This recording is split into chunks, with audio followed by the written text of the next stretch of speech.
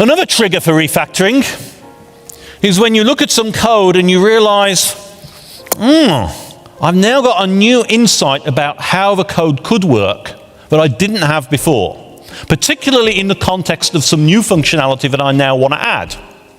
It would have been really, you've often had the situation, I imagine, where you look at some code and you say, I've got some new functionality to put in. And it would be really easy to slip this functionality in if only the code was organized slightly differently to the way it is. And you feel frustrated that you didn't foresee in the past what you now needed to do now.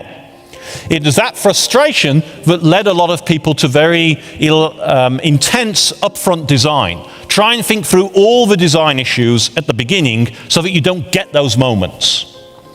If, like me, you're a fan of more evolutionary approach to design, you get these moments all the time. You look at your code and you say, well, that was okay, it was the correct thing to do yesterday, but now I've got to add this new functionality, it's not looking right anymore.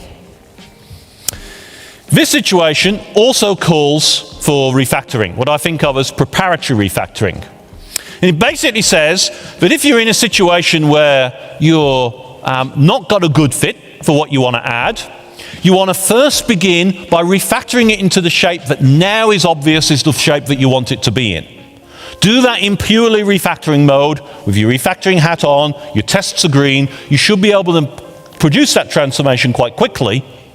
And then once you're done, then slip the new functionality in on your now better refactored code base. Now, a lot of people complain about refactoring taking time away from other things and slowing you down, which, as I'll point out in a moment, is definitely not the case.